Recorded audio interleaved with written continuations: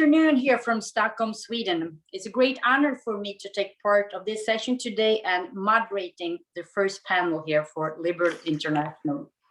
And my name is Birgitta Olsson. Since April last year, I'm the Director of Political Parties at the American National Democratic Institute, the NDI. And my own experience comes from political parties, actually from the Liberal family, so it feels like coming home today. During 12 years, I was a member of the Swedish Parliament, and I spent 5 years as the Swedish Minister for European Affairs and Democracy. Always a feminist that is aware of that in a multi-party system with free and fair elections, political parties are the backbone of democracy. This event, Mind the Gender Gap, Supporting Women in Political Parties, is arranged by Liberal International, and it's a part of the official parallel events of the 65th UN Commission on the Status of Women. But before we start, just a few practicalities. This Facebook live stream starts from the Liberal International Facebook page. And if you want to comment on social media, please use the hashtag WIPPI. And I will also ask all the participants to put their microphones on mute during the session. First, we will kick off the session to learn more about Liberal International and its work on women's political representation. This report will present the findings of the 2020 Women in Political Parties Index, the first of its kind. It's a tool developed by Liberal International to assist their liberal parties in evaluating and improving their inclusivity as political parties. And with these words, I would like to introduce Astrid Thors.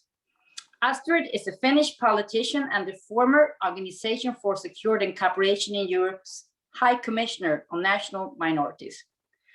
She currently serves as the Deputy Chairperson of Liberal International's Human Rights Committee, and she was selected as the organization's Vice President back in 2017. Astrid has been a member of the European Parliament, she's been a member of the Finnish Parliament, and she was the Finnish Minister of Migration and European Affairs a few years ago. And with these words, I give the floor to my former colleague, Astrid Thors, who will present the Ally Women in Political Party Index. Warm welcome, Astrid.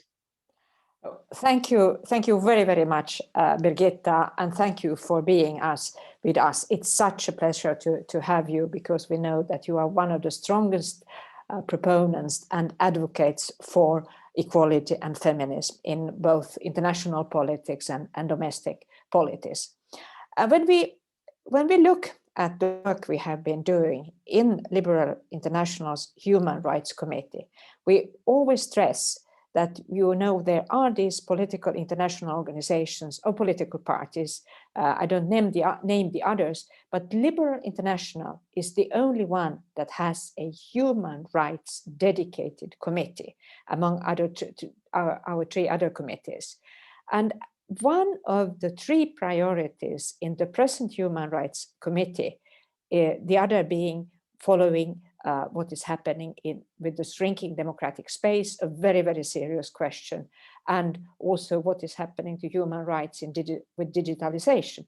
The third and longest priority for us has now been inclusivity in politics, gender equality in politics. And of course, as you said, it fits very well with the theme for this year's Committee on the Status of Women, Equality in Public Life. So when, with the help of the organization you are now working for, Birgitta, the National Democratic Institute, we started to develop tools for our member parties to be more inclusive, to be more efficient. There were kind of 3 projects and parts that we introduced. First, we have the WIPPI, the self-assessment tool for political parties to see how they stand compared to the equality situation in their country, in their region. That is what we call, every party does a self-assessment based on questions and also the societal index in the country, and then we see how they stand. That is then compiled in what is the liberal equality report. And the first one was issued last autumn. And third part of the package is we have a beyond the numbers, building inclusive political parties for political success, building on some of the successful examples, how our most successful parties have been doing inclusivity. So that's a three-part package, and we think that this is a unique help for our member parties. So really, I could of course, and we don't need to say so much about, but what, how, why, and what. And let me just say that we certainly see two things that we need, why we do it. We see that there is a very, very strong anti-liberal and anti-gender movement in the world, an unholy alliance. And it is combining its effort with all illiberal political forces. I think we need to be aware of that and not be innocent. So working for gender equality is at the same time working for a successful political party and success for liberal parties as well. Secondly, we can see how in many situations women have been very instrumental in working for democracy. Just look at the brave Belarusian women at the moment, or women in Sierra Leone asking for the end of the civil war. So that's some things about the why. And let me also say that we have often been advocating and looking at how politically active women in Egypt, what is their fate at the moment. Violence against women has also been, we have been working against that together with NDI. So, but just as some of the things, and what we are working for is of course meaningful inclusion, not only token. Let me say some quotes from this first gender equality report. The world average in 2020 of women parliamentarians, according to statistics, was on average one fourth of parliamentarians are women. But in Liberal International, our average is a bit better, 31%. And what is interesting and striking is that in countries with proportional representation, the percentage is higher, nearly 40%. This is a question we can also, I think, debate for the future. How can we ensure that the political system is really inclusive in all meanings? In our report, we also looked at what are the issues female MPs are working with. And we could see, why did we measure that? We would wanted to see if they were working with soft issues or, let's say, hard issues. And that was, let's say, the result was not so striking about that. But I think it is important for female politicians to believe that you can work very much as a minister for democracy, a minister for finance, for the so-called questions that maybe are sometimes called soft, but are very important for the future of the country. And education is, I think, one area where our female politicians are quite often active, but that is also the education is the future. Ministry of Education is the Ministry for Future. We clearly know also that quotas are a very hotly debated issue in liberal political parties. But only inside political parties, the liberal family said that only 70% of the political parties had formal quotas. And none of those parties where the female representation in political institution is the strongest. But on the other hand, we can also say that the vast majority of liberal parties have a so-called female wing. It could be more influential. It could be tasked with more tasks by the party and being really inside the decision-making circles of the political party. I think everybody recognizes that that is the challenge of female wings. But what is so rewarding to see in our report is that there are often, very often, and in most cases, codes of conduct for political parties. What is accepted, unaccepted behavior? What are the measures against harassment? And we clearly know that female politicians today face much more harassment than male politicians. I'm proud to say that the country I know best, Finland, has just introduced in the penal code an aggravating factor if the harassment is only targeted against women. And I think that is very, very important. So codes of conduct are very, very common, and that's a good finding in the report. And also, there are near half of the political parties have education exclusively for women with annual activities. And I do think that this is a very, because we believe in education, in helping each other. So that is a very, very nice figure as well. And so I'm very, very grateful to our former human rights officer, Mikaela Hellman, who did compile these results and find these trends, because it's not always easy to find trends among answers, but we could see that, this education, codes of conduct, they are common, and I think that is a common ground we can have how to go forward. Let me, as a last point of introduction, also say that we can see that in our regional organizations, there has been very many good educational activities. In Europe, we have had the Women's Academy of our ALDE party, as it is called, Alliance of Liberals and Democrats in Europe. And in other parts with the other regional networks have had similar academies.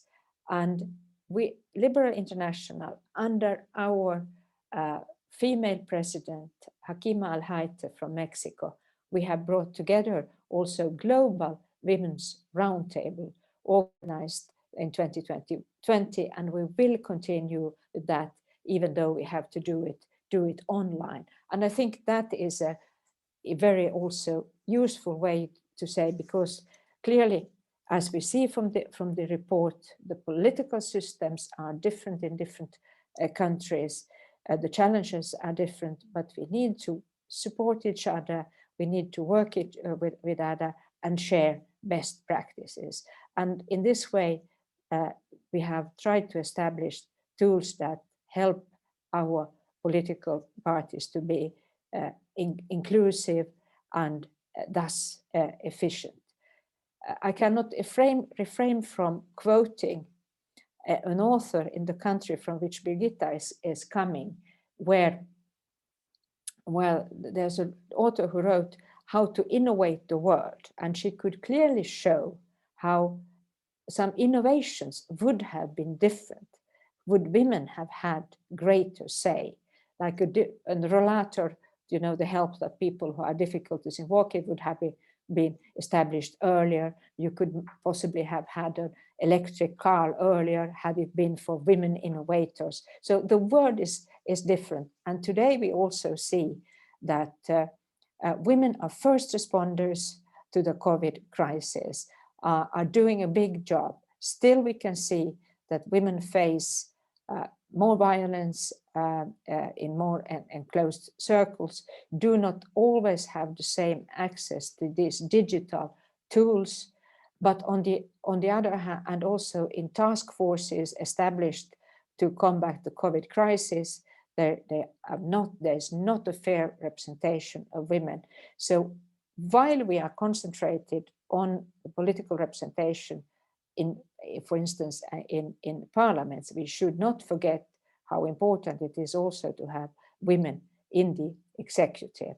And with these words, I just want to hope to inspire everybody to have a look at Liber International's webpage, where you can find the report, where you can find also the handbook. And I hope the message comes through to our member parties that there is now time to follow up what was the development 1 year, where do you stand in the index, and I hope all parties have improved their standard in their region and Liber International worldwide, because we want to be a front runner on this in this area as well.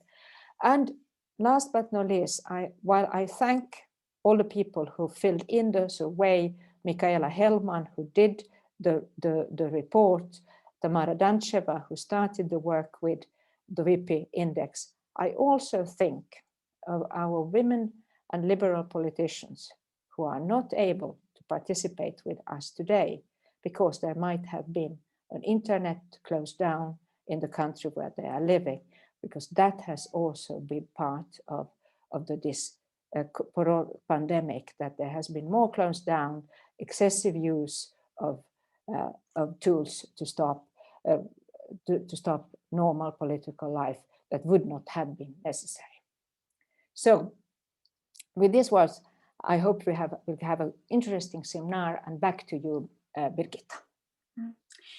Thank you so much, Astrid. And I think it would be lovely. A few of the guests attendees have asked if we could put a report in the chat so people can learn more. And I hope that more of the party internationals will do similar indexes, and maybe that we can work more kind of cross-party to inspire each other. But thank you so much. And Astrid, it was very interesting also that you mentioned highlighting the electoral systems, because we know right now that big countries like Afghanistan and India are discussing to change their system into a proportional representation, and that would probably benefit women a lot.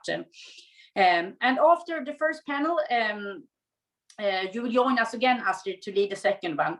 And before we start the first panel, and I introduced the great panel that will join me, I just wanted to show where we are today, the state of play regarding women in politics, and how we can mind the gender gap, supporting women in political parties. Next slide, please. Next slide, please.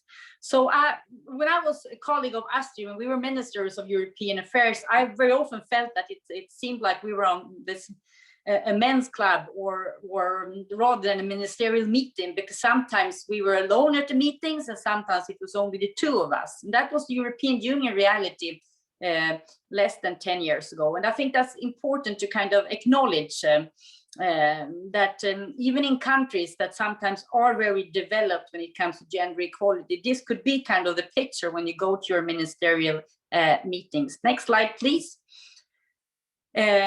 Just a few weeks ago, the International Parliamentarian Union, IPU, updated the last statistics on women in parliaments, and now we've reached 25% in the world, and so on. And we work together, of course, I mean, many different organizations to change this. But as you can see from the statistics, that we still have quite many countries that are performing really poor when it comes to female MPs in the parliament. We have countries like Papua New Guinea that have no woman in the parliament right now, and they got the independence and some kind of democracy back in 1975, and I think they've had 3 female parliamentarians since then. So it's a lot of work to do, and we know that in some countries like Saudi Arabia, it was back in 2015 where women were allowed to vote for the first time and become parliamentarians. So it's a big journey that we still need to continue.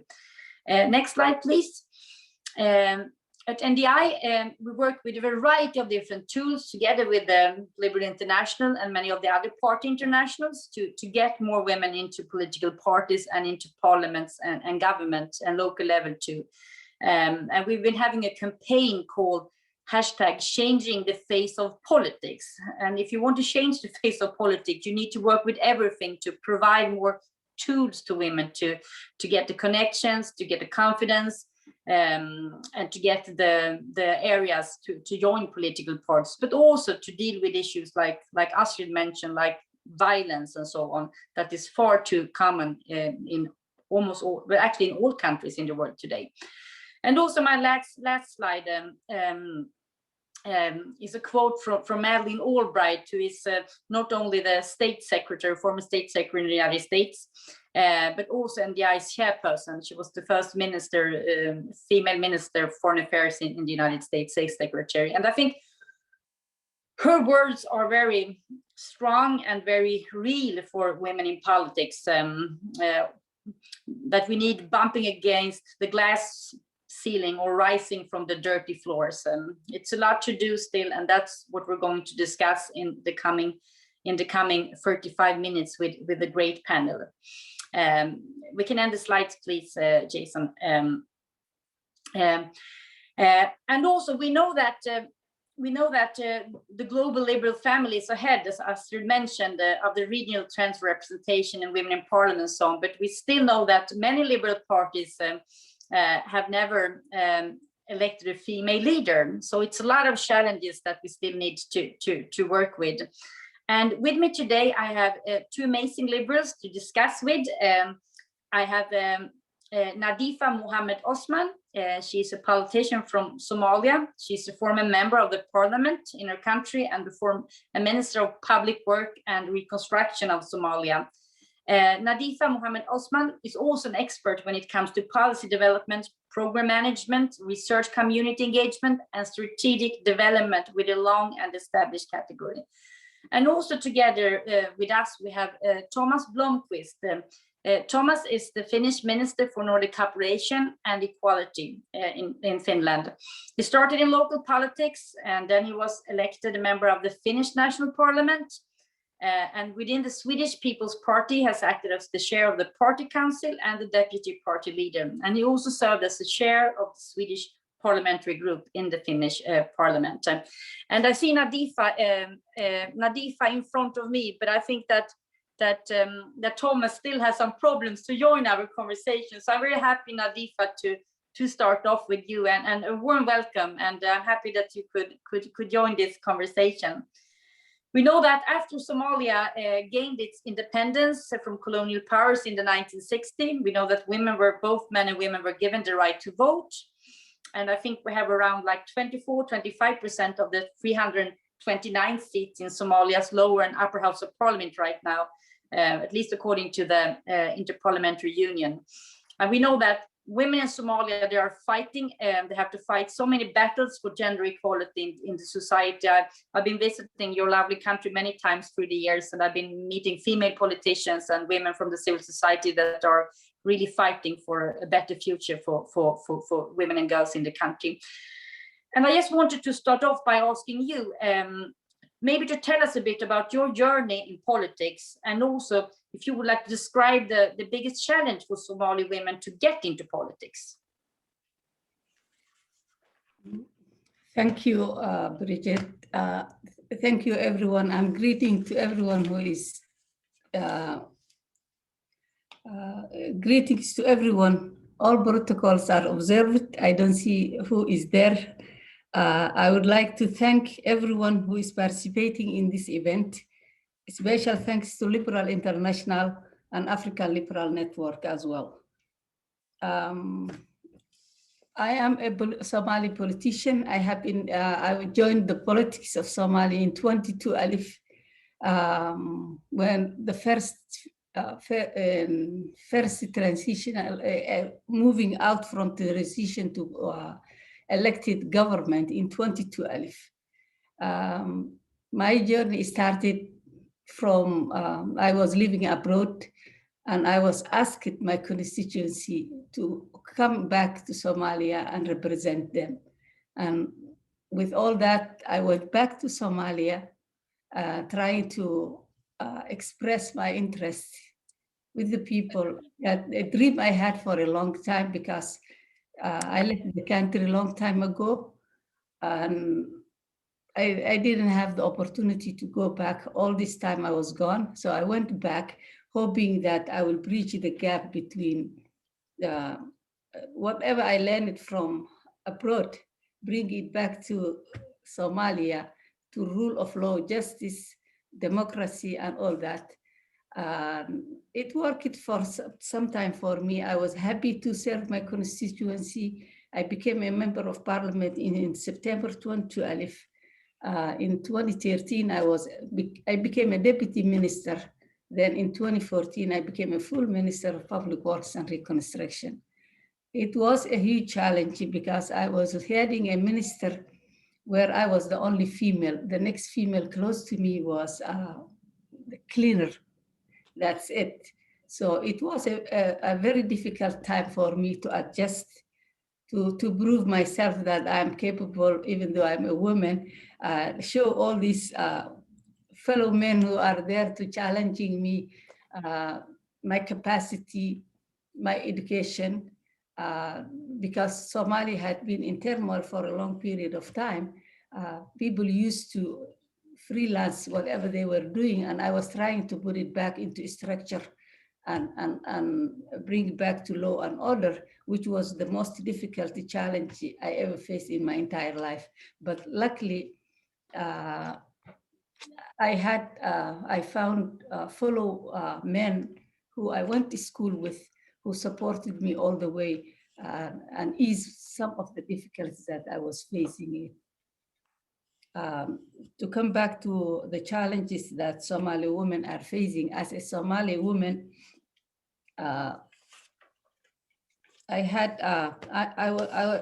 like to speak this on. I'm speaking from my perspective of the experience in these topics. The Somali federal government slowly but surely is turning into an establishment that can last the test time.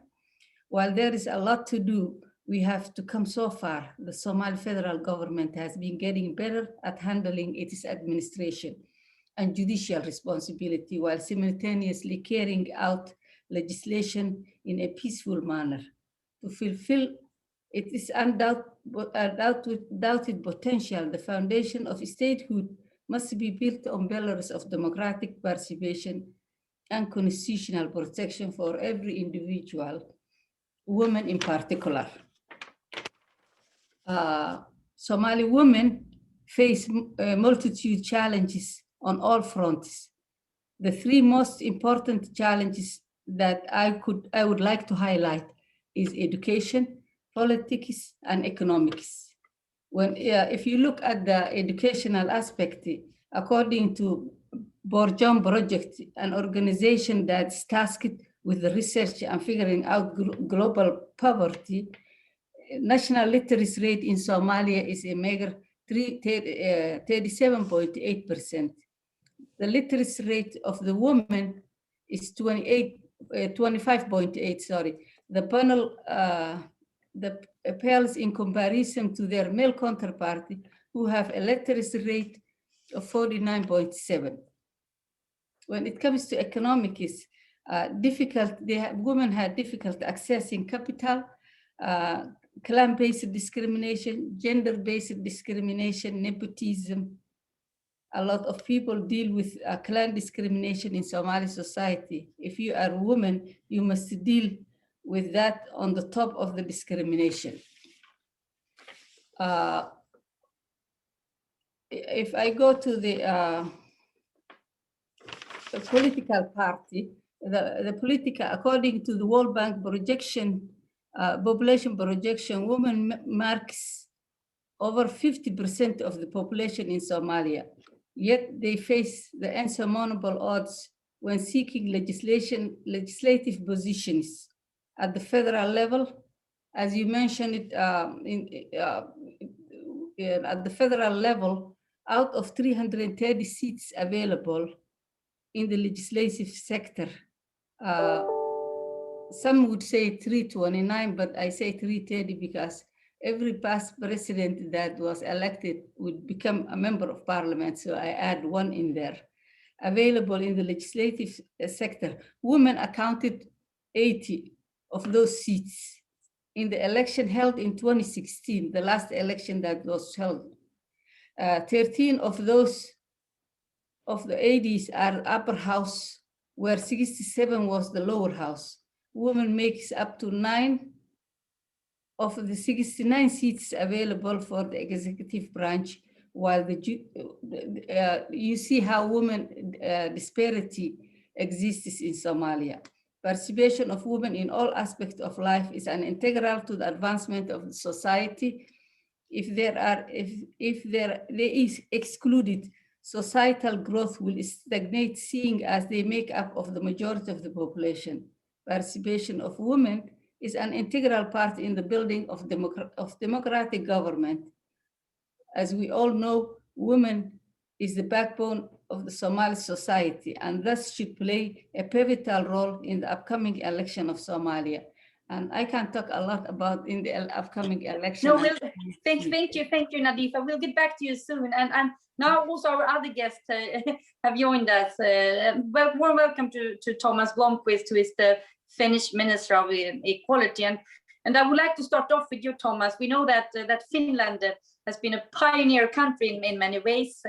In 1906, the women of Finland became the first women in Europe to be granted the right to vote. We know that in 1926, Milan Sillanpää became the first female minister. In year 2000, you had the first female president in Tarja Halonen. And then in 2003, we had Anneli Jäätteenmäki. She became the first female prime minister of Finland. And now we have very well-renowned Sanna Marin, who is the prime minister of your country. And as a Swedish citizen, I feel very ashamed because we've never had a woman who was a prime minister yet in our country. But what is the story behind the success, the Finnish success when it comes to gender equality and women in politics?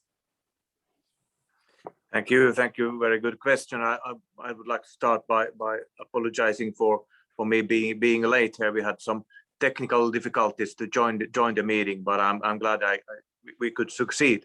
But I think, as you mentioned, Finland has had a long history of promoting women's rights and opportunities, and I think the answer lies in the question, because where we are today would probably not be possible if we hadn't had that history, and if it hadn't been for the hard work of generations of women's rights activists. And I think also that it is very important to see gender equality as a whole. It needs to happen in all parts of life. I think a number of things are key here, but I would mention 3. One is the paid and shared parental leave that promotes women's rights and equal rights. 2 is universal and affordable high quality childcare. And maybe number 3 would be promotion of gender equal leadership and representation both in public and private sector. And I think we have done pretty well in these questions in Finland, but also in Sweden. So that's not the only explanation why we have had women as prime minister in Finland. But you could say that it's hard for women to reach the top, also in Finland, and if they aren't provided with equal opportunities throughout their careers, it will be even harder to reach the top. And still today in Finland, there are many social norms and stereotypes that make it more difficult for women to achieve leadership roles. It's true that our governmental composition today is historical, but it does not mean that we have solved all gender equality problems and challenges in our country. But I would say that I'm proud of what have been done in Finland and what women rights activists have done during the last 100 years here in Finland and even before that. Thank you so much, Thomas. And I mean, we still have 47% women in the Swedish Parliament, but we have many challenges when it comes to the Prime Minister position. And I would like to ask you both, Nadifa and Thomas, going back to political parties, and especially when you are representing liberal political parties, we know that inclusive parties that are interested in gender equality, they are more successful at the ballot box and at governing. And we also know that to get more women into politics, we have no kind of quick fix solution. We have no Wonder Woman superpower. It's a mix of many different tools. So I want to ask you, can you describe what your political party has done to attract more women as politicians, and why not more political parties put women in the driver's seat? So what you have been doing to get more women elected as officials as a party, and what kind of tools you think are the most strategic on that one? Who would like to start, Thomas or Nadifa? We can start with you, Thomas. You have your microphone. Okay. Thank you. Well, that's a very, very good and difficult question.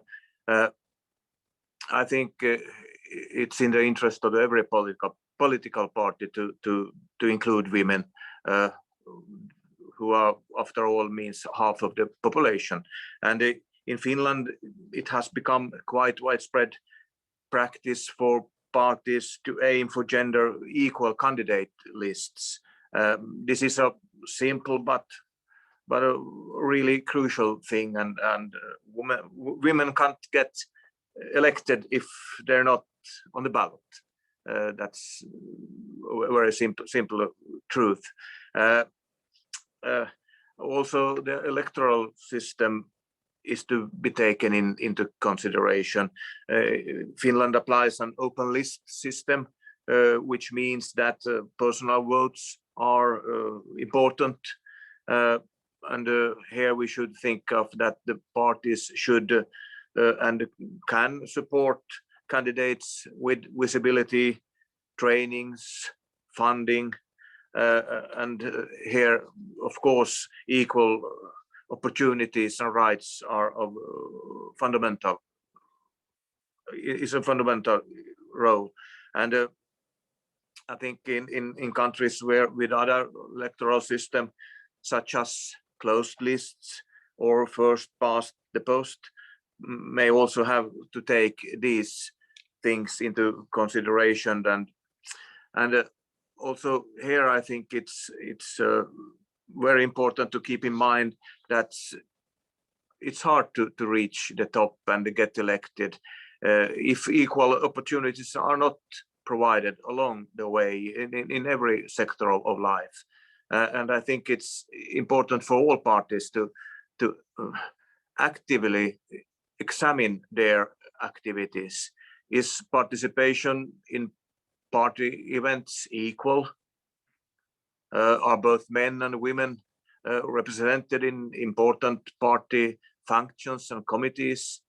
And if not, then the parties should not be afraid to ask themselves why. Why is it in this way? And even seemingly small, invisible thresholds can play a big role. And last but not least, I think that we should put focus on that women should feel safe in the political sphere. And we know, because we know that politics is not free from phenomena such as harassment and threats. And we also know that this is something women face more often than men. And I think also the parties need to take these things seriously and work to make politics a safe space for everyone, also for women.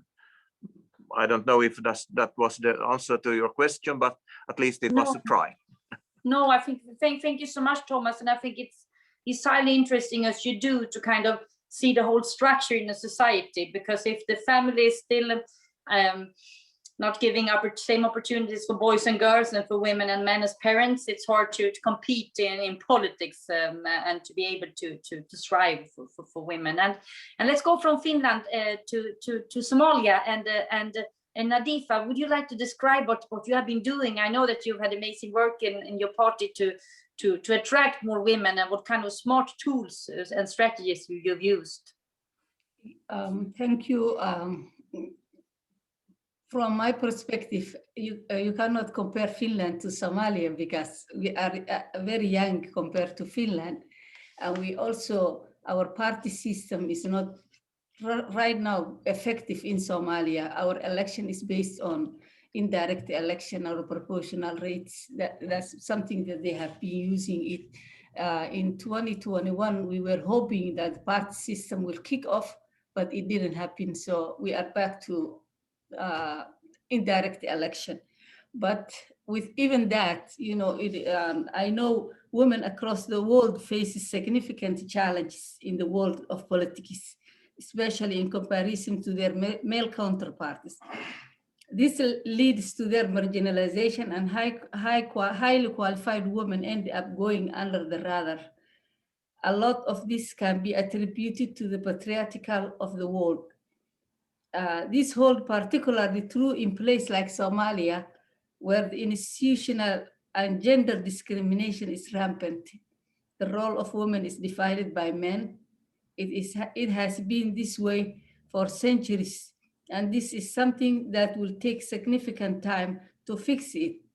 To first get women into political party leadership, we must first normalize women in politics.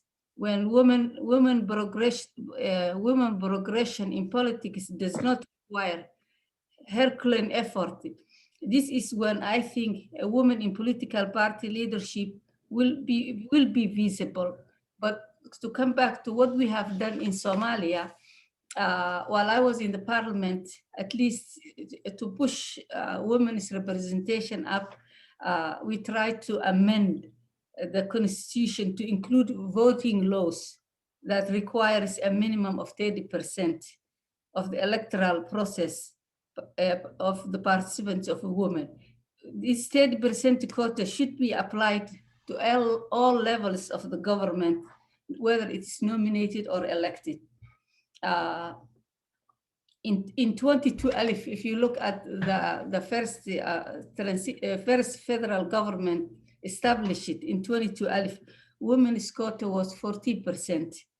In 2016, in conjunction with different women rights movement and international partners, lobbied heavily to get this 30% of the quota. Although we fell short of the benchmark, we significantly raised women representation in the legislative office roughly by 10%. It jumped from 14 to 24.5.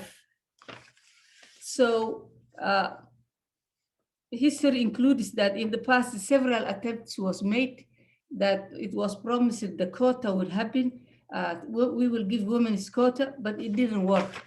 So in 2020, we mobilized it on several women organizations, civil society, and the parliament established an electoral committee from both houses to talk about the way forward for the election, because party system is not going to take place.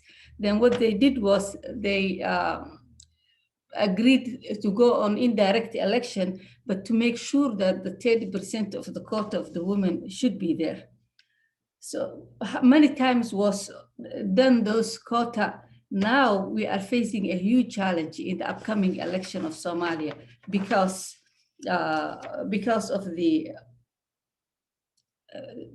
women's representation was not actually the way it should be. And one of the things that we were suggesting was the amending the constitution, then go back to the electoral commission and make sure that the woman, every seat that woman was running should be a woman's seat, assigned for women, and only women can compete. The other thing we are pushing right now is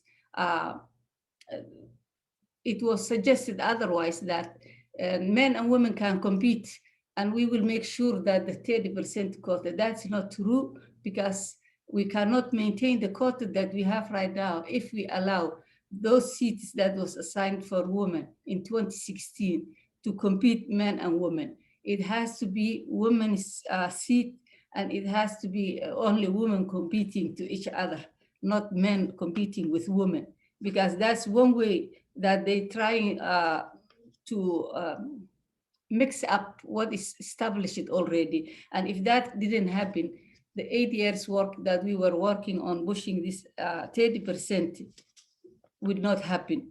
So we're asking international community, everybody who is up for gender equality, to stand up for this, because absolutely, if this happens, we would be out of the window, and women with quota would go down to the drain. So with that said, if you look at Somalia, according to the formation of federal government in 2012, Somalia was ranking 128 out of the countries examined by Interparliamentary Union regarding political positions occupied by women. In contrast, Somalia ranked 73 in 2016 when this the last poll that was taken. So now, if we are ranking 73, we have a milestone that Somali women has reached. And if we don't maintain those seats reserved for women, it is going to be a huge challenge that we are going to face. Thank you. Thank you so much, Nadifa. And we know that quotas may not be the silver bullet, but they can surely be very impactful, and they are necessary in many countries for some time. I mean, to have a real change. So I really realize why you are fighting, and I know it's a very topical debate right now in Somalia for the coming elections about the quota. Both the two of you have been touching upon one of the very sad aspects for women in politics, and that's about, of course, violence. We know that not only violence, physical violence, but also non-physical violence in person and online, in social media, in private, in public. And I wonder how you have addressed that in your respective political parties. In NDI, we have had this campaign for many years, Not the Cost, where women are sharing their different stories from all different countries of the world. But if you could address that a bit, how you're addressing violence against women in politics. Thomas, would you like to start? Thank you. Well, this is a very, very important question, and I'm not sure that I have the question or the solution to that, but we know that politics is not free from harassment, threats, or even violence, as you said, and we also know that this is something women face more often than men, and as I said before, and both offline and online. And we also know that studies indicate that it is something women consider when choosing to participate overall in public discussion or run for office or participating in politics. And I think this is something we should take very, very seriously, and because democracy isn't free and equal otherwise. We are trying to address these things and these questions by I think by speaking about them, about doing studies, about telling people that this is not the way to behave. But it's very hard to. We are trying also by legislation to do something about this, but it is very, very hard, example for in internet to learn people or to stop people from doing things that are not right to do.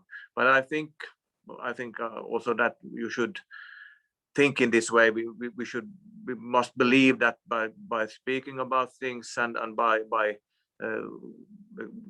having good examples and by saying example as a man saying that this is not okay, you shouldn't do it that way. Maybe we could get at least this problem would be a little less a little smaller than it is today, because today I think we had a study here in Finland for some months ago that showed that this is a very, very big question for women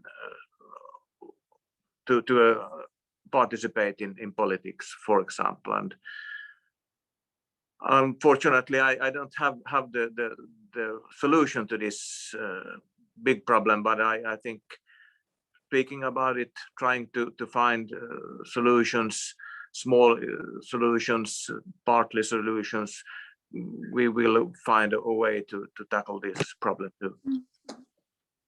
And very important what you mentioned here, Thomas. I think also what men can do, and men can do more. And also it's important for female politicians to feel that they have their male allies that talk about it openly. So I think that was very valuable that you raised that. And going to you, Nadifa, I mean, Finland and Somalia are very different contexts, but women can still share the same stories of violence in all different angles. Could you describe here how you discuss about it in Somalia? Women in Somalia is facing many violence. The whole nation is experiencing huge violence. Whether it's insecurity, threats, men and women are facing that. Women is more because women cannot, in terms of expressing their opinion or going around. There is certain perception that men had in women, and that makes more stronger. Women are prone to be sexually assaulted.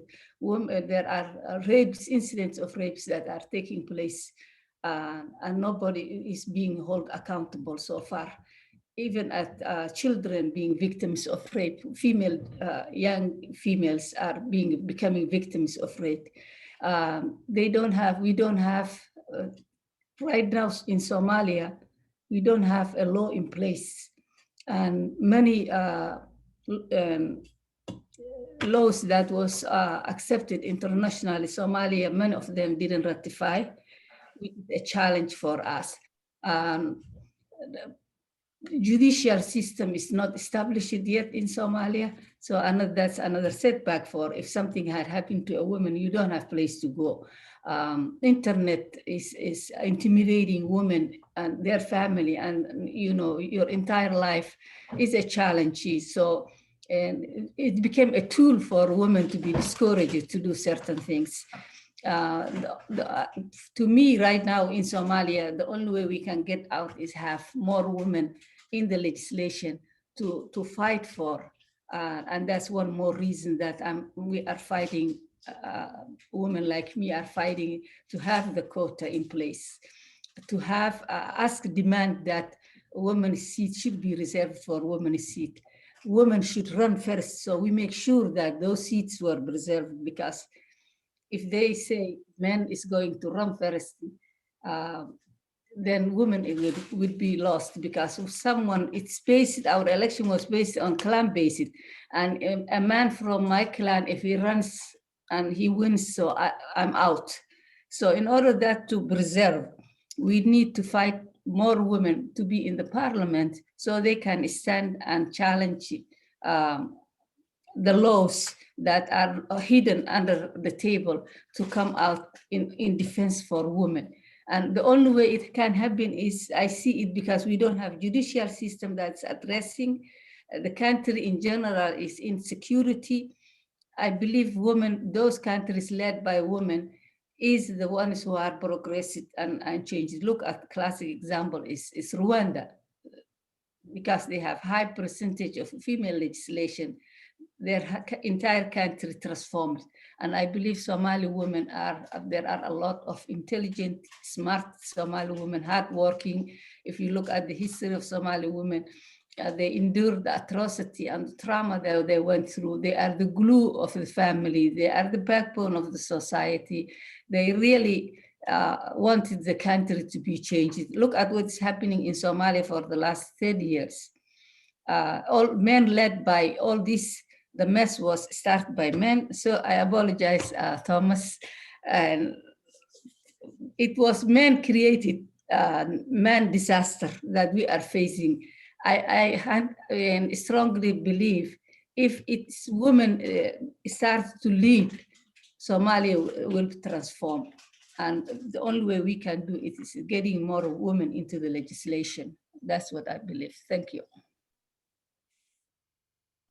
Thank you so much. Thank you so much, Nadifa. And we are running out of time. We only have a few minutes left, but I would like to ask you one last question, and that would be, we all know that the day after Hillary Clinton had lost the presidential race in the United States in 2016, she had this very strong speech, and she ended by saying, and you heard this before, and to all the little girls who are watching this, never doubt that you are valuable and powerful and deserving of every chance and opportunity in the world to pursue and achieve your own dreams.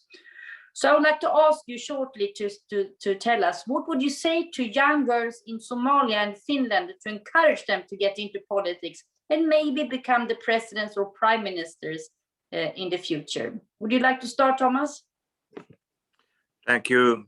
But I think Miss Clinton said it very well, and I can't say it better.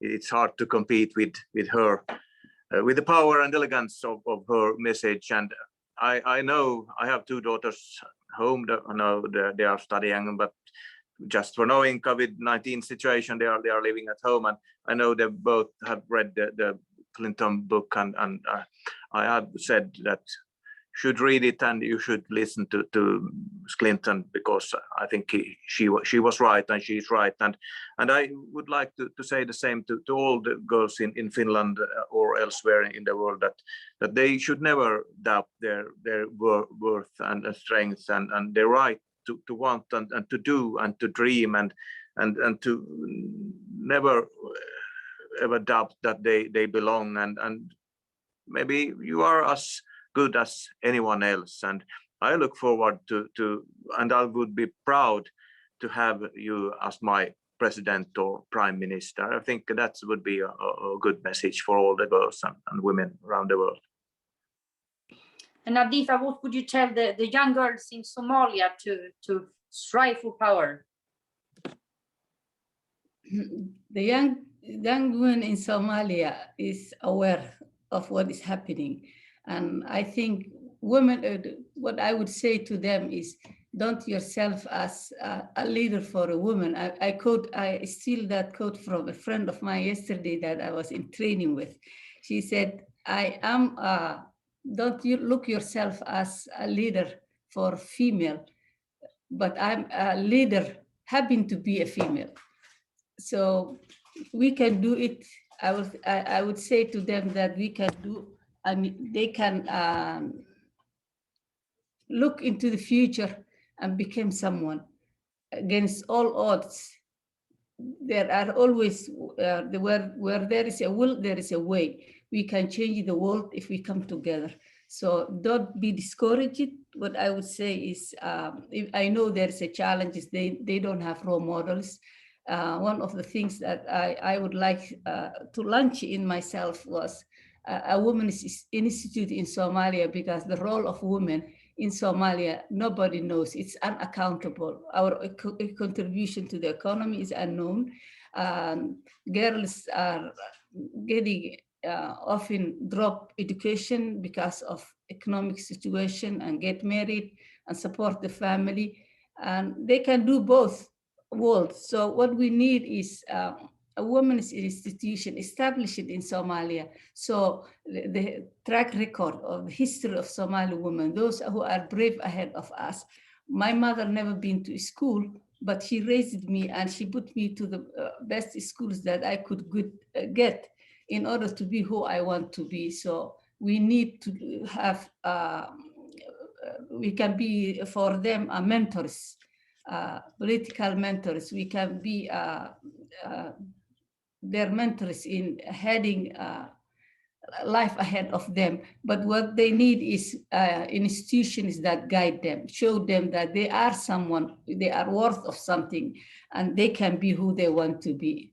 So let us work together and establish something. Thank you.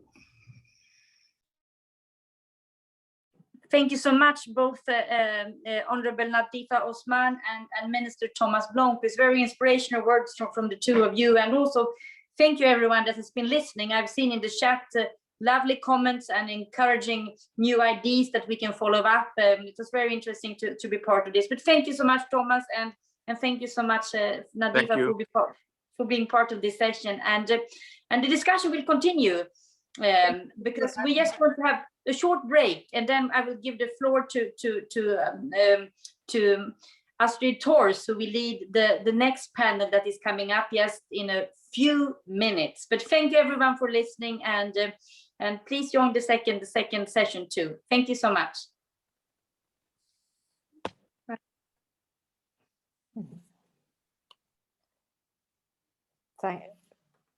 Yes, thank you, Birgitta, Thomas, and Nadifa, very much.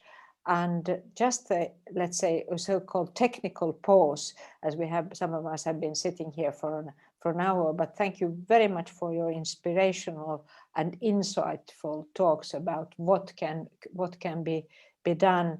And we will go into more, let's say, tactical things with one present member of the European Parliament and one previous member of the Kenyan Parliament. What have they been doing personally to get elected and to support others? So in a few minutes, we will start at 10 past in whatever zone you are. And thank you, Minister Thomas Blomqvist, for sharing your valuable time with us and your valuable insights. And to Nadifa, I will say, Liberal International has been supporting your demands for equal representation. We have also been promoting the initiatives of your legislation at the UN Human Rights Council. And I hope that everybody who listened to this debate will, wherever you are in development or other kind of cooperation with Somalia, can raise this issue, because I think that message is also important through whatever channel we can forward the message that Nadifa was heading and saying to us. So in a few minutes, if Samira and Priscilla would allow, we will continue. Thank you.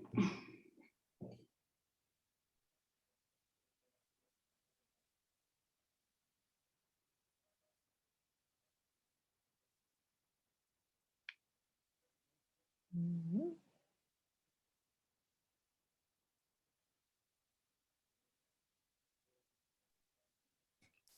Okay, Astrid, both Samira and Priscilla are joined, and here. And we are not loud at the moment. No, are we? Are we live we on are. Facebook? Yes, we are live we on Facebook. Yes, very good. I gave the audience some minutes so for a technical pause, but it's very good to see both Priscilla and Samira. Are you in your respective countries at the moment, or are you somewhere else? Samira, how about you? Maybe you are in Holland at the moment because of the elections in some days. So thank you, and thank you for the invitation. It's very good to be here. So I'm a member of European Parliament, so I'm not participating in the national elections. So no, for me, no campaigning these days. But yeah, I hope for a good result, of course. Yes. Nice to meet you. And Priscilla, you have a beautiful background there with gender equality and discrimination. I cannot see it entirely, but I see some parts of it. Just let me say some of the housekeeping rules while we are. There has been quite a lively chat function during the previous debate, but there was so little time, so questions were not taken. But I promised in the chat that we would try to take some of the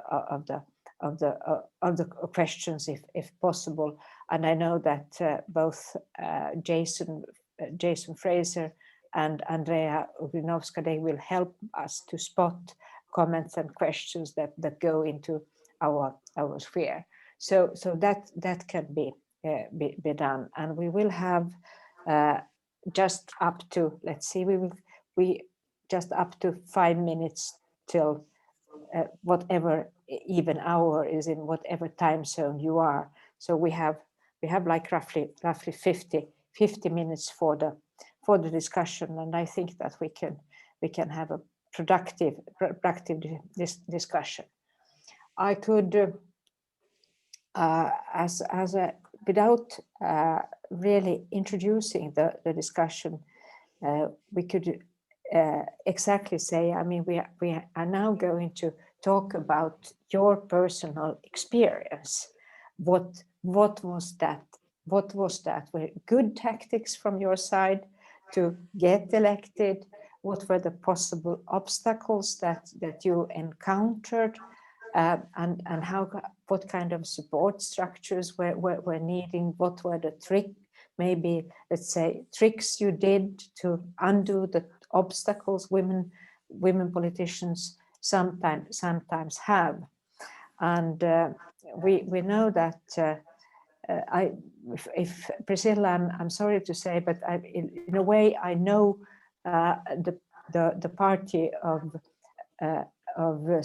Samira a bit better, as I have lived in the Netherlands and also been a member of the European Parliament. We have a women leader now in Samira's party. Ingrid is her name. I am not sure how to pronounce her family name, but of course that is also an interesting example to hear about the situation when a woman leader was elected. But certainly you can. Sigrid Kaag is. I'm saying Sigrid, not Ingrid. Sorry, Astrid says Ingrid or not Sigrid. That is a little bit of a slip of the tongue. But I think we might start the debate now. Now it is 10 past. And let me also say to anybody who now joins the debate that exactly women's representation in politics, equality of gender is one of the 3 high priorities of the Human Rights Committee of Liberal International. Liberal International being the only political international for political parties that has such a committee. We have 3 priorities, one being the gender equality, the second being working where the democratic space is shrinking, trying to help liberal leaders and liberal political parties in difficulties. That is, for instance, now too much the case in Africa, where the opposition in some countries has a very, very difficult position. And thirdly, we are elaborating with digitalization and human rights, because we see all the time new challenges coming around. So that being one of the priorities, let me just repeat that we have 3 tools when we are working with gender equality.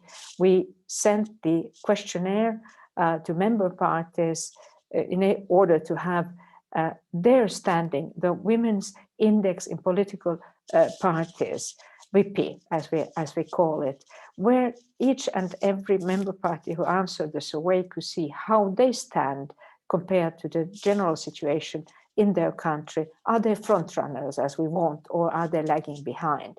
And what should they do? And what is the real influence of women?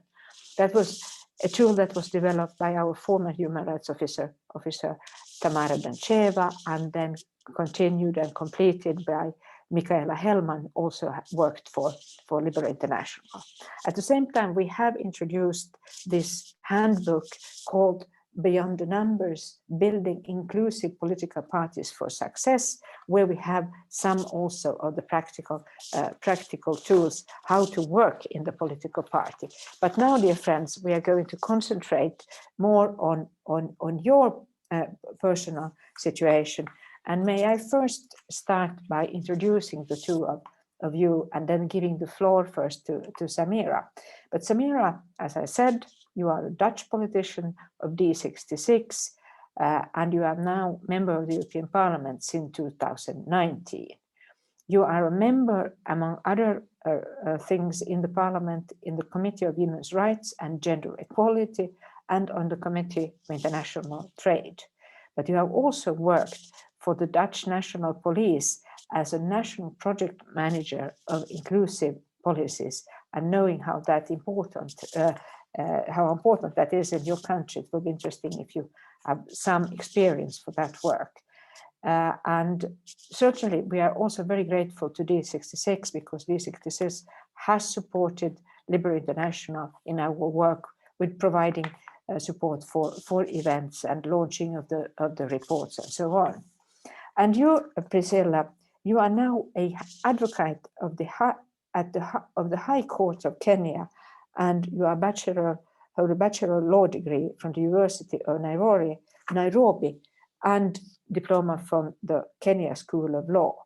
You were also the first Nyeri County woman member of Parliament, where you served from 2013 to 2017, and now you have been sworn in at the court. You have also been an executive director of Kitua Sharia, if I'm pronouncing it right, and also serving at the African Union Permanent Assembly of Civil Society, Media Council, on Kenya Complaints Commission. You are nominated as one top 40 under 40 in Kenya several years. So also serving on various parliamentary committees, you have a huge parliamentary and legal experience. Both of you have interesting experience from all parts of society. But let me, Samara, first ask you personally, what were the things that helped you get elected into Parliament? What were your tactics on let's say, on lobbying, possibly raising funds, having messaging and canvassing, things like we know that politicians need to do? Yes, thank you. Thank you so much. So yes, what I started with, of course, is a very strong motivation, having a strong motivation myself to become active in politics. At a certain point, I just knew that it was really important to have an own say in politics also, because I really wanted to work on social and economic injustice. And that's why I became active in my party. I started with the youth department, the youth organization of D66, the Young Democrats, and that was a really good, safe environment in which I could basically learn, the basis, and where I started also to discover that I might be a good politician. So what I always say to young women is to start with, for example, a safe space within the party that can be also youth organization, to see if it really works for you.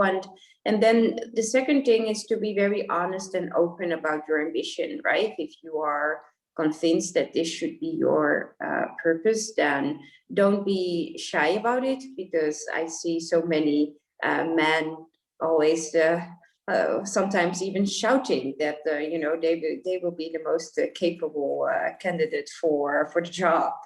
And I'm not saying that we should do the same, but we can definitely be more explicit and share it with strategic people also within the party, informal mentors, for example, that can give you advice So that's how I started to do it. But I also took the opportunities that were given to me, like, for example, doing moderating important events where you get a big stage within your party, and where people can actually see your presentation and debate skills.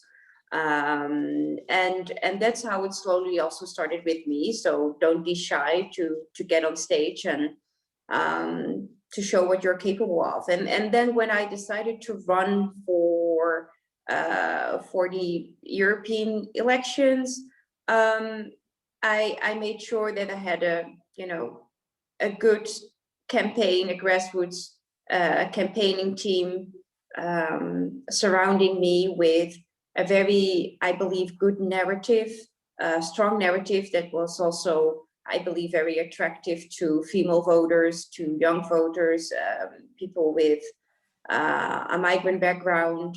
I decided to do a grassroots campaign, and I think that women are very good in doing grassroots campaigns, because we are good in connecting to people, understanding people, listening to people. So that really helped me to get elected during the campaign. So, I think taking the opportunities to broadcast, to show your talent within the party, speaking to people that are strategically wise, but also wise in terms of what to do, asking advice, and setting up a good campaign. Yes, really combined with female leadership. Yeah. And Priscilla, if you compare Samira's examples, of course, the voting system, electoral system in Kenya might be different, but tell me, how did you become successful and get elected, as you said, the first from your country to be elected, in a female person to be elected into the parliament? Thank you very much. I'm so happy to be here. I now serve as the Gender Commissioner, National Gender and Equality Commission, a constitutional commission, the background that you see. So we must correct the facts we have, and we want to congratulate you, because that is really, really something very, very important and strategical. Thank you, Commissioner. Yes. Sure. Let me go back now to how I won. And I had come from the civil society organization. Kituo cha Sheria is a civil society organization, and I was a lawyer for poor people. I was a legal aid practitioner. But then we had this problem with the ICC in our country, the International Criminal Court. And so the activists were really not considered good people for elections. But then I went and branded myself as a lawyer for the poor, and just told, we call here wakili. In fact, even now I still use wakili nyokabi, like the people's lawyer, like somebody that you can trust with your issues. And what I loved with the civil society was the knowledge around, for example, Article 43 rights in Kenya, in our constitution. Economic, social, and cultural rights are in Article 43. Health, water, education are all in Article 43. And so when I went to Nyeri, I was already a big practitioner of those matters: education, health, water, and those are the people's issues, basically. The other thing was language. We speak Kikuyu language, a local language here at home, and I wasn't good at it, with all these years of law. So I went back to my father and my husband, and they had to teach me how to say proverbs and to just talk to the local language. In local language, you connect with the people. And one of the big things with when you come from being a lawyer, you don't want to be a queen. So humility, you have to be very humble, very conservative. I had to lose the suits and the lipstick and everything, and just to be very local. The only thing I didn't do was the headscarf. The headscarf I did not agree. The hair I did not agree to lose, but everything else I lost. And I became very local, learned how to dance and not dance too much. You just dance enough, the local language. I used a lot of media to be able to discuss the issues that I was going to be able to champion. And I went into trainings by women rights organizations, and a former member of parliament, a woman member of parliament, shared the need for a manifesto. Do not leave your house until you are sure of what you are saying. And do not say anything else that is not in your manifesto. So I wrote a 7-point agenda for my own county of Nyeri. And I just stayed on the 7-point agenda. Of course, health was number 1, education was number 2, water was number 3, and then wealth creation. And I was also offering fresh leadership. You have to be very good with words, fresh, new, revived, rejuvenated, you know, and you have to do them also in mother tongue. Family-based, and I was also running on family-based campaigns because I was a big gender-based violence person fighting GBV. And then the other lesson we learned was money. Campaigns are very, very expensive in Kenya. Campaigns are extremely expensive. We have a lot of rates to pay within the party for the party primaries, and then later with the Electoral Commission. Publicity, you know, posters and calendars and billboards are all very, very expensive. And so I went to another training by a presidential candidate who was a woman here in Kenya called Martha Karua. And she said that campaigns are like bringing up children, that even if you have a little money, you can bring up really good children. And I took that lesson to heart. I said, I don't have a lot of money, but I will have the most well-fed children in the village here. And so I just used my money really, really well. And where I could negotiate with people, I did. I gave what I had. If I didn't have the lessons, I learned how to ask that people should wear, you know, air lessons, like we do air burgers here in Nairobi. And I also had a small car. So one of the good cartoonists drew for me a cartoon that said, we are not electing a car, we are electing a member of parliament. And actually now the car did not become an issue. And I had a very small car, it started to be an issue there at home. And then on the obstacles, money was one, insults were a big obstacle, but another member of parliament in another training, and I really would value the training for women candidates, told us about not spreading the insult yourself. I already had a big accusation around the ICC because the presidential candidate, who was actually very, very pro-gender, and there's a place for presidential candidates and party leaders in supporting women candidates. So he was pro-gender, but then I had been part of the civil society group that supported the ICC. And this member of parliament told us, do not tell people in one place that you are insulted in another place. So don't wear the insults. If the insult is said to you about your family, about having 5 husbands, do not respond to the insults and do not tell other people that you are insulted. And I really loved that. Says, if you're selling your brand, just sell your brand and stay on your manifesto. And so I was able to surpass the obstacles. But there is a place of the party, the place of the family and the clan, the place of media, and the place of colleagues. I remember colleagues in law actually did come out very strongly, the ones who came from my county, both financially, but more importantly in mobilizing their local areas to vote for me. And that was really, really helpful. But in the end, it's enjoyable and it is worth it. When you get to parliament, it is worth it. Thank you. So thank you about both of you telling your personal experience. And I think that Birgitta, who is moderating the whole session, is certainly also knowing the same kind of experience that you have, and my experience when I was elected to parliament. And we can see some of the things that come back from country to country, and that is the question of money. And that is the question of money. And are there any rules in your political parties about how the party is distributing the money they get, or do you have to raise all the money yourself? Because I think here that one of really the stars of gender equality in Liberal International and in ALDE is Nova Stranka in Bosnia-Herzegovina, where they have a very, very strict rule that the political party must support equally men and women when they give financial support. Is there any such rule in D66? Because of course there is a division of let's say systems, that in some systems the candidates themselves have to raise the money, and in other systems they have to the parties are raising the money.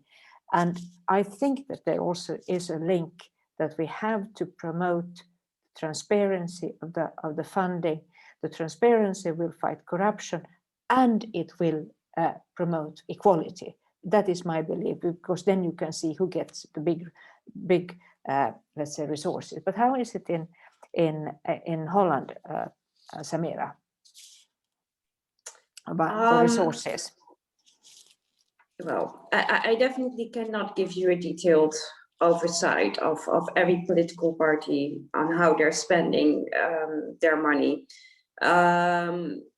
Look, when I look at my own situation, I was completely dependent on my own economic resources, just like every other candidate. So I have no signs, or I have no reasons to believe that there was a distinction being made between female or male candidates.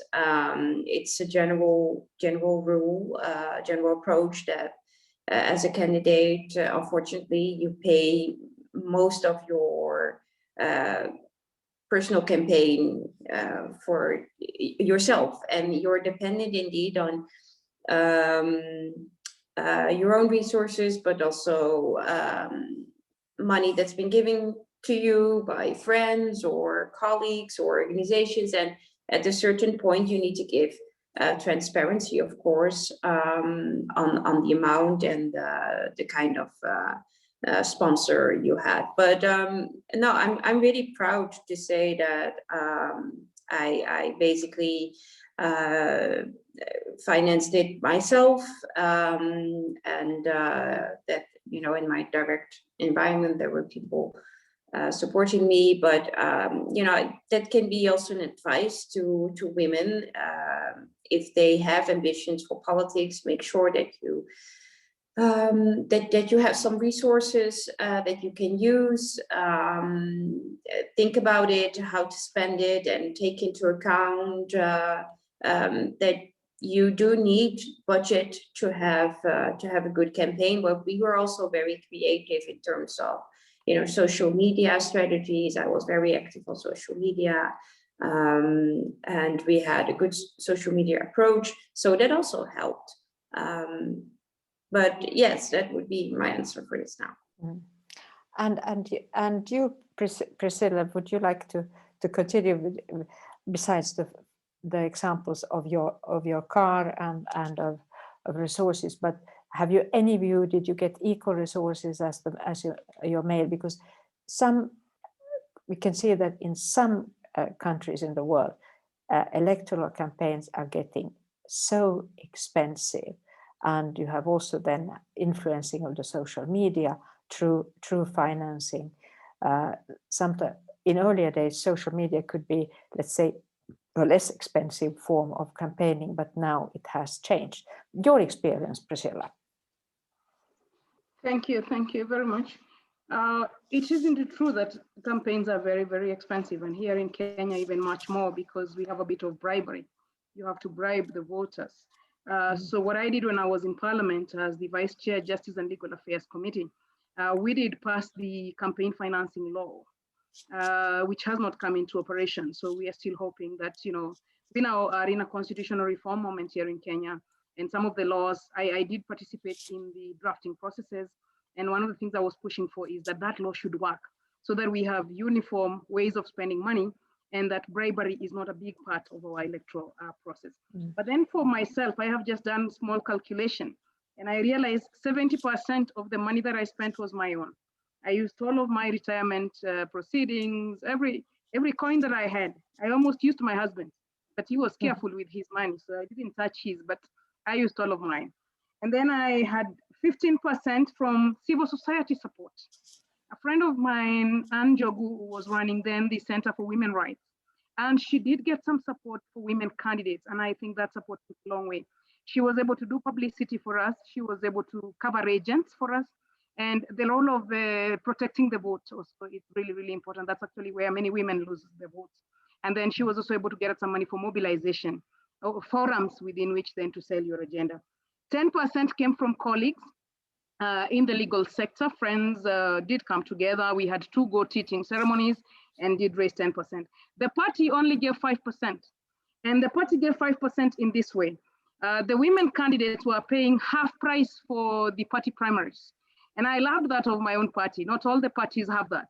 So women candidates would pay 50% of the party primaries fees. And my party, then the TNA and later the Jubilee, had that. The presidential candidate, now our current president, came out to my county to campaign. And you know how this money is really, there is no channel as to how you get the party money. But then another friend of mine in the party, and this is the role of party networks, kept pushing me, say, speak to the presidential candidate, speak to the presidential candidate. I mustered all the courage I could ever get to speak to the presidential candidate and request some money from him.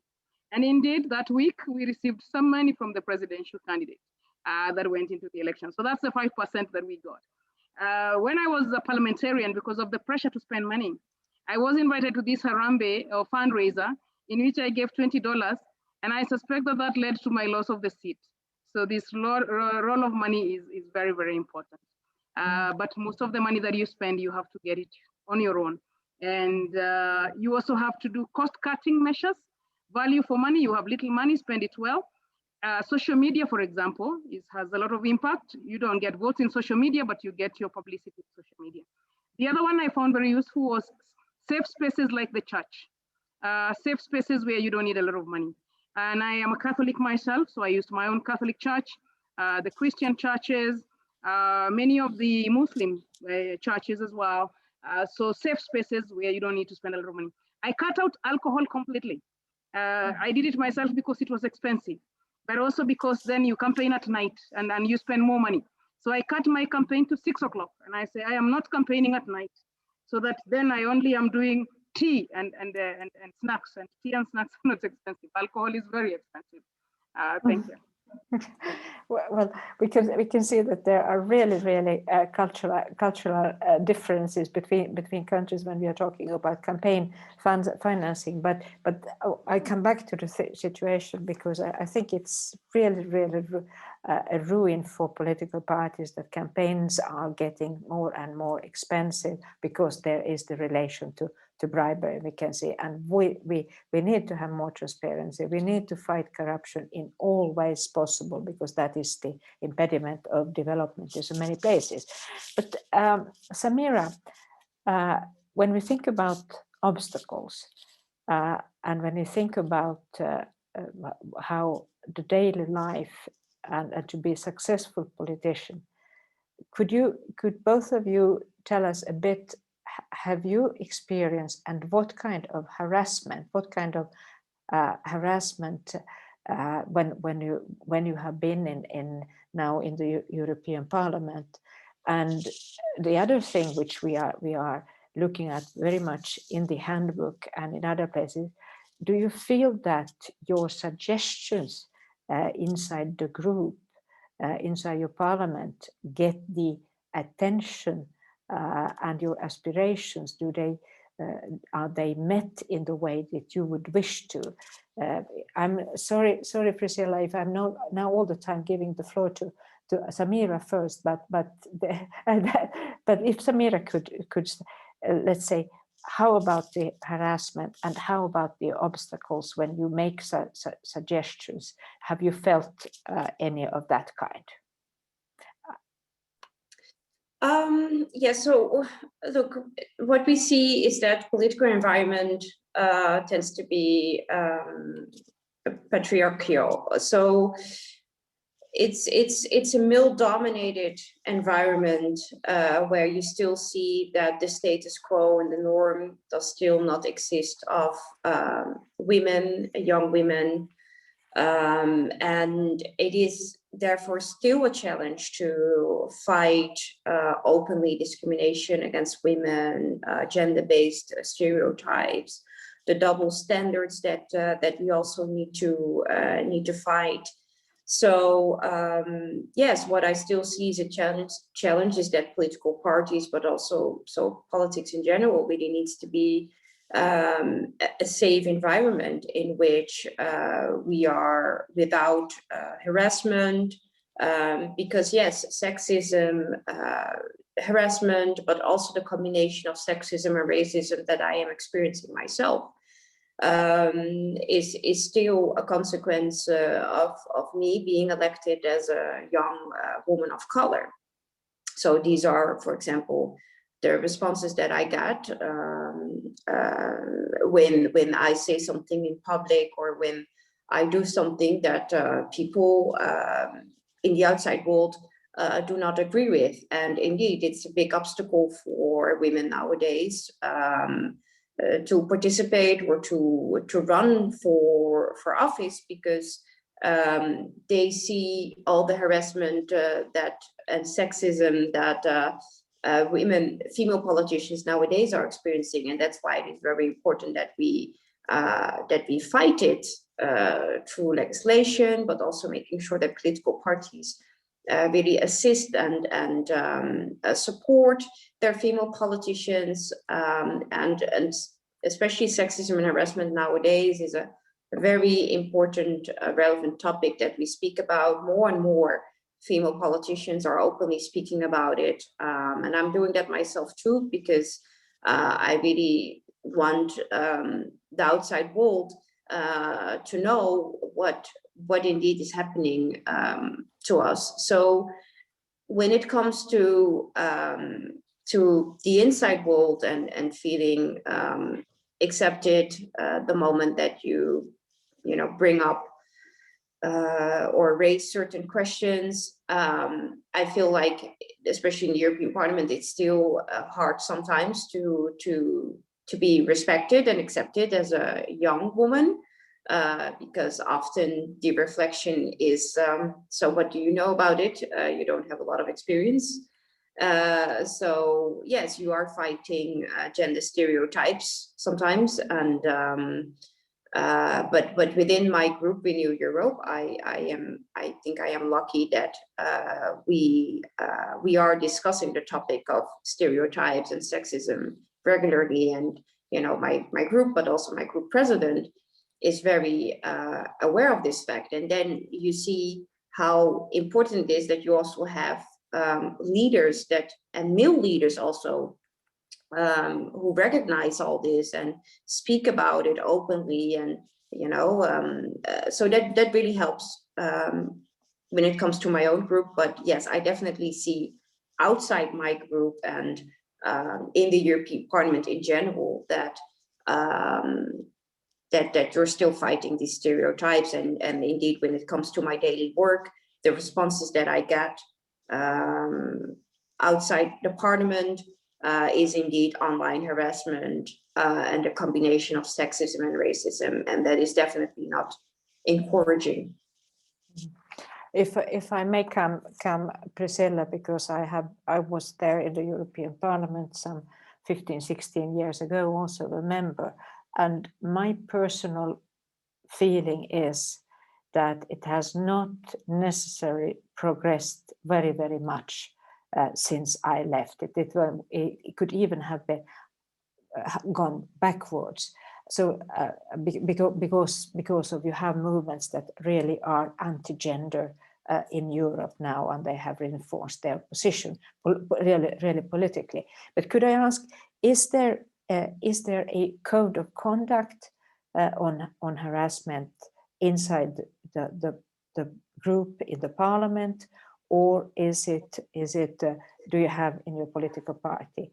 Let me, for the bigger audience, say that Samira is actually, in the directly elected multinational parliament. So when you talk about European Parliament, you have a little bit of maybe especially emphasize on the political group that consists of many parties, and that's an important entity and does not always equal to the situation in the party from which you are elected in a certain country. So that's why I put the two questions.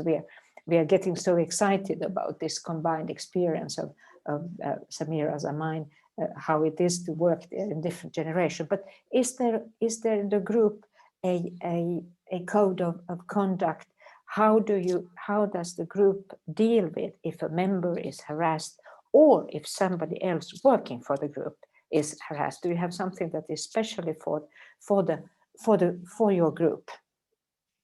Well, there is a code of conduct, of course, for every member of European Parliament, and what has been a very important topic within the European Parliament. So not only within my group, but yes, also within my group, is sexual harassment and the measures against that. So what I've been doing so far, together with other MEP colleagues from other groups, is to be a strong voice against sexual harassment in the workforce, and especially sexual harassment against employees, but you also see it happening among MEPs, unfortunately. There are examples of harassment among MEPs on the horizontal level, but also on the vertical level. So that's a topic that we find very important, and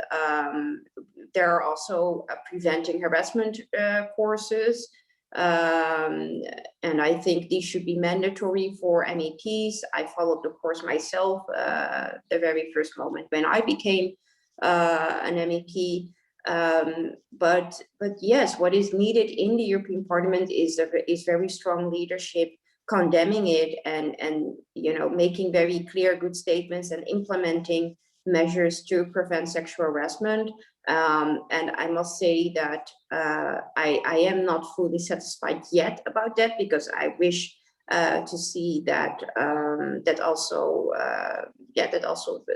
the leaders in the Parliament themselves, especially the President of the European Parliament, will speak out more about this topic. So I know that he's committed to it, but I will ask I will continue to ask for more explicit statements about this topic, because it is very important that leaders, but especially also male leaders, speak out against it. So if you would ask me, are you satisfied yet? No, I'm not satisfied yet, because it's still happening, and we still need stronger and better measures to be implemented. And you, Priscilla, what's the situation in Kenya? What did you do as a member of parliament, and what are you doing now? Can you do something as a commissioner to stop harassment and to get the codes of conduct, and to protect political women against online and offline hatred and violence that we see too much in the world? Thank you. It is indeed true that we do have a code of ethics for the political parties and for the candidates going into elections. And that code of ethics helps in a big way in terms of regulating violence, because here in Kenya, sometimes we are at risk of fully fledged violence for both men and women. And so we did have in law now the code of ethics that all the parties have to submit to. The problem is that the electoral management body does not get enough resources. Here we call it the Independent Electoral and Boundaries Commission. Does not get enough money to be able to employ monitors. Because when I was in Parliament, we did require every constituency to have a violence monitor to then ensure that there is no violence in the elections.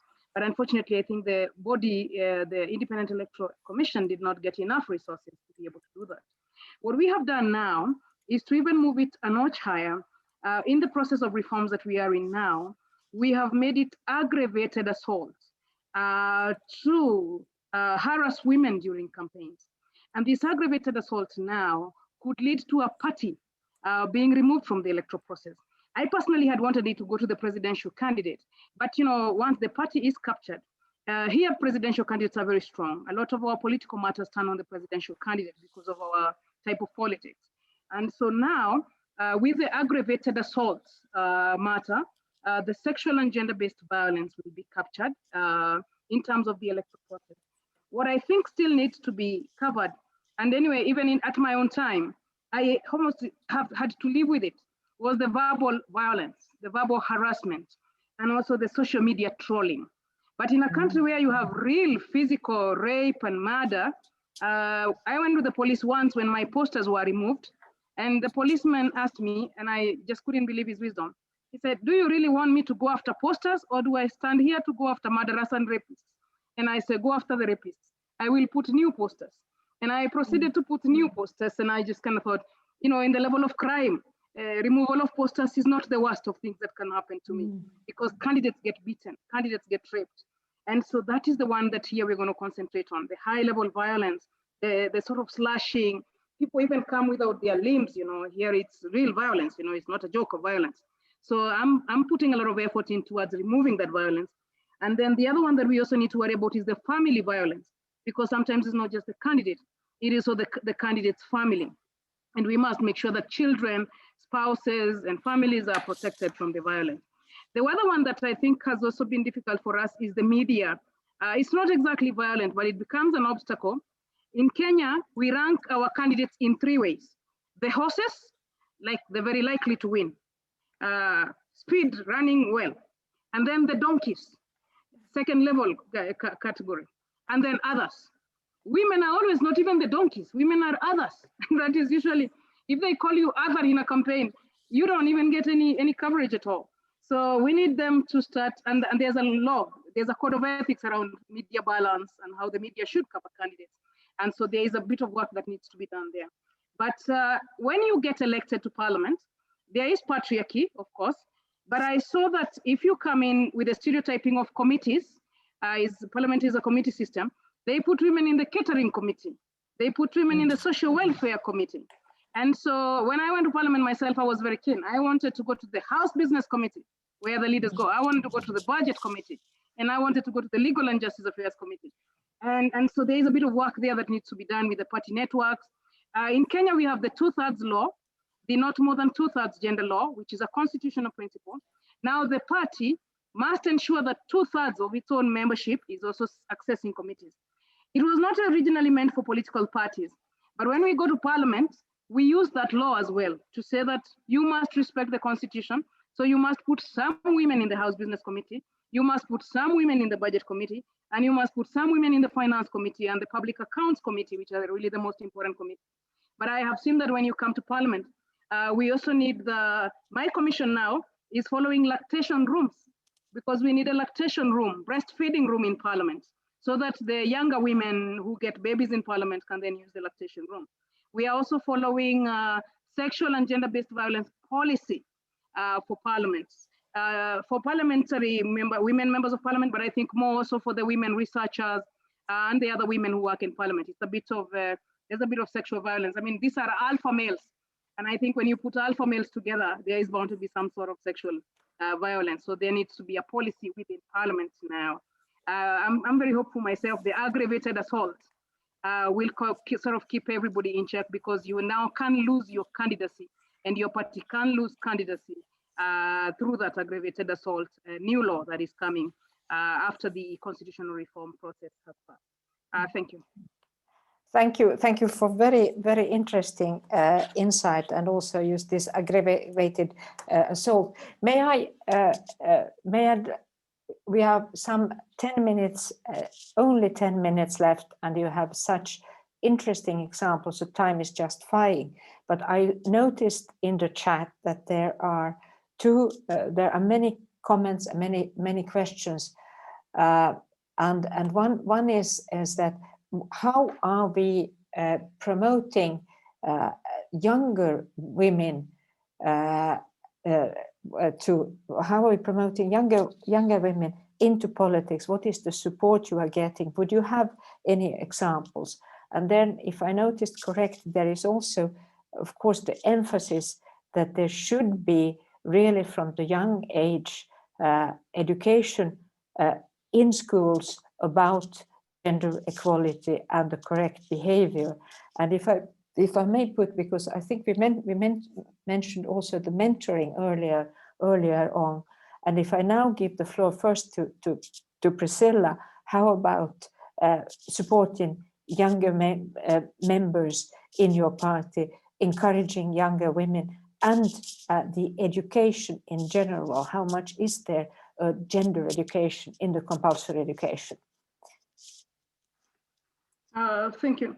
In my commission, we cover special interest groups, including the persons with disability and also the women, the young women, the youth, both male and female, minority communities, and then we cover children and we cover the elderly. So in our new constitutional reform exercise, what we have done is to have reserved seats for young men and women.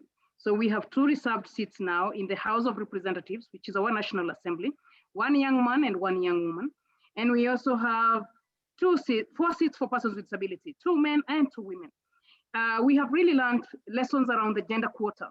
And on our 2/3 gender rule, we're going to have special seats for nomination in case the 2/3 gender rule is not met. And there is a view to have both older women and young women come to Parliament. So that is as far as the law is concerned. But then the role of mentorship, the role of training, the role of the environment, I think those remain. With the persons with disability, we are hoping to push for electoral colleges where the disability groups elect their own representatives. So there's a whole set of new law that is going to come around that. We haven't gotten there in terms of political support with the young people, but maybe those electoral colleges, because the positions in national are also the positions in our legislative assemblies, the county, I don't know what you call them there, the municipal or the local authorities. So we have also special seats there for disability and for women, young women. So just making sure that those seats are going to the right women. But then the other thing is the beyond numbers. And I loved your publication because it is not just occupying the space, it is also what do we do with the space? And we are really not doing very well with the space. So I now, in the commission, we would prefer to do more mentorship once you get to office. What sort of issues, for example, health and water, reproductive health, family planning, if you take up those issues, people are more likely to vote for more women. But there is a bit of frustration about the numbers and the quality. So we are doing more quantity and very little quality. So we now need to move to quality. And then on the international community, and just because I see that point on the chart, is the rule of law, strengthening rule of law systems generally. The Directorate of Criminal Investigation should always be working. The Director of Public Prosecutions, the international best practice. I think that those are very, very important lessons from the international community. Just making sure that all the countries are pulling together as far as gender equality is concerned, and that the rule of law works not just during elections, but your rule of law systems, that violence, for example, is always being fought. Domestic violence as well is not tolerated. Otherwise, if there is violence generally, there is then more violence during the fight for political power. Thank you. And Samira, dear Samira. Yes, thank you. And if I understand you correctly, your question was about how we can promote and ensure more participation, right? That was the question, yeah. Yeah, so I definitely think that it is important to have these role models within the party that can be attached or connected to talents, upcoming talents in the party. And what we also really need to work on is, of course, investment in training, scouting, but making sure that it's also being done by diverse committees, and making the process of the candidate recruitment very transparent, fair, objective, and providing capacity building training that can really help to encourage and support women, but also young people in the party. So these are all things that we can do. And then what I see in my own practice, practice is that you need to work with role models. You need to work with training, education within the organization and party. And you need diverse committees that can attract and engage people with different backgrounds and perspectives. Thanks so much to both of you, and I think it's very, very difficult to wrap up all the important things you have said, but let me just take what Samira said also. And it goes back to, if you don't see women among those who are, let's say, structuring the society, who are the role models, you cannot either vote for them. If you are not women candidates, they will not get elected.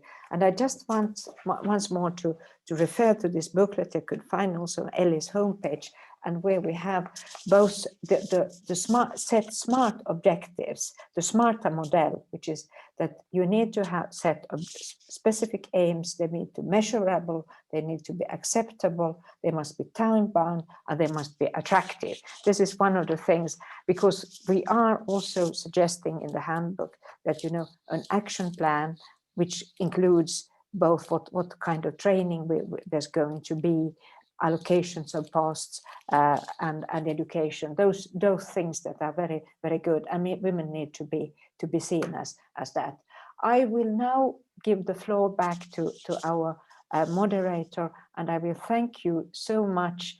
And let me just assure you that what you said and what others have said, I hope that will continue to inspire liberal political parties to see that without the strength of women, we cannot be successful. So the floor is back to Birgitta for the concluding words. Thank you. Thank you so much. Thank you so much, Astrid, and thank you so much, Samira and Priscilla, for such a lovely conversation. I really enjoyed following it here from the side, and also thank you everyone for your excellent comments in the chat. I think it's so fantastic that women and men from different parts of the world are joining up together to really see how we can make change and then changing the face of democracy and changing the face of politics. And also thank you once again, Astrid and Liberal International, for the fantastic report. And I think that will be a great role model for the other party internationals. And I think that we really need to work more cross-party to get the real deal and to have a deep change when it comes to more women into politics. And I would like to end by you saying the words that we will have no democracy without Democrats. And that's why we need to continue to support people, men and women that are solid Democrats around the world, and to acknowledge that gender equality is like democracy. You need to fight for it every generation and every single day in our life to have the real change. So thank you everyone for a fantastic discussion, and I wish the Liberal International the best of luck in this work, and also our fantastic female politicians and male politicians being part here this morning or afternoon or evening, depends where you are in the world. So thank you. Thank you. Thank you to all of you, and thank you to Liberal International. And we are very, very happy that we could introduce the word. And please go to our website and see what has been done. And thanks to the fantastic role models, Birgitta, what you are and what you are doing for female politicians all around the world. The Priscilla, the work you are doing, Samira, the bars you are setting, the challenges you are facing in the European Parliament. We will continue the work, and it is a work where very, very important to have a functioning, and also attractive democracy working for everybody. So thank you very much. Thank you so much. Have a good day. Thank you. Thank you.